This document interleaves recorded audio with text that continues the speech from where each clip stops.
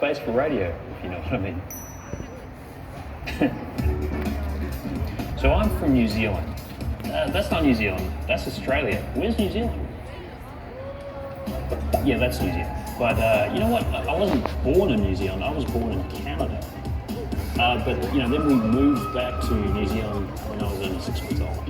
And I spent most of my childhood in New Zealand, but actually then we moved to the United Kingdom. Lived in England for 2 years and moved back to New Zealand. And then I lived in Japan for 2 years.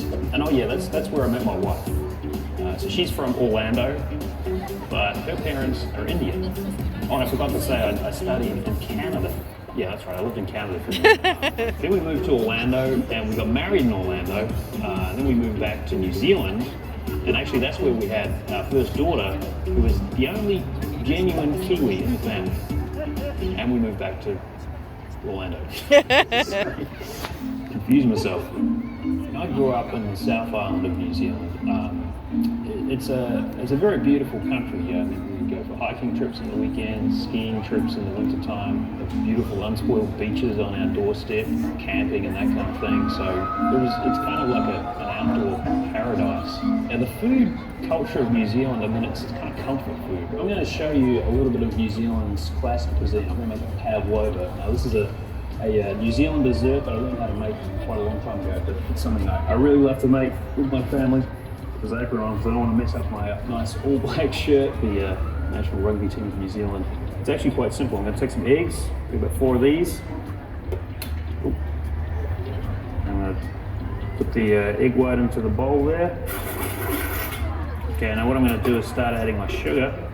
Okay, sprinkle this in little by little to get them into a nice kind of foamy consistency. So ideally, this will turn into a delicious meringue. Alright, so that is ready to go in the oven. I'm going to slide it right in. And that's it. And in about an hour's time, we should have a delicious pavlova coming out of this oven. Hopefully. Even though we speak English in New Zealand, we actually call things by different names and words you probably wouldn't hear in the United States.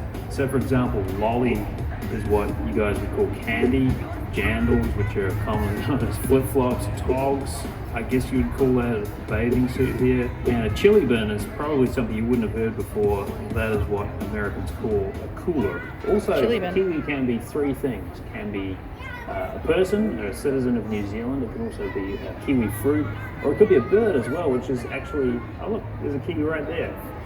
Take a look at that. Okay, oh, here we go, here's one here.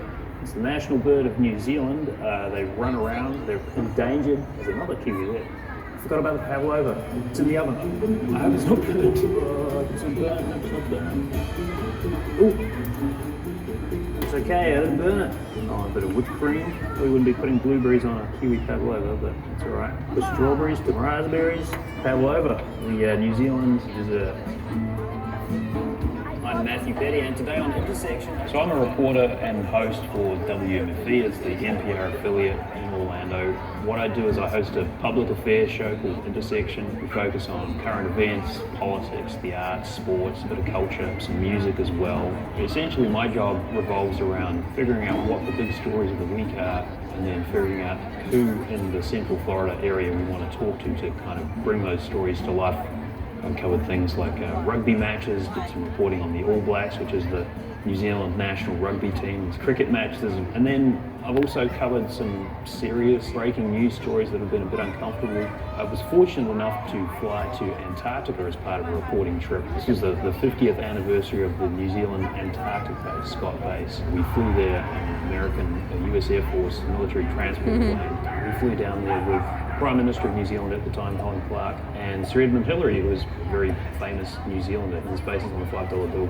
He is one of the 2 people who made it to the top of Mount Everest for the first time. Just an incredible experience from the history of the place to just the kind of bizarre beauty of the landscape.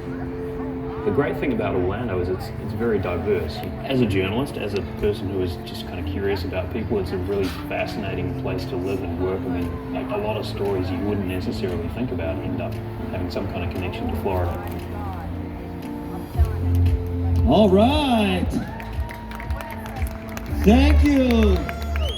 Thank you, Carluca and Matthew Petty for that. All right, we're going to move right along now. We're going to talk about our visual arts finalists. The visual arts finalists are Arthur Dawson. He was third place. Helen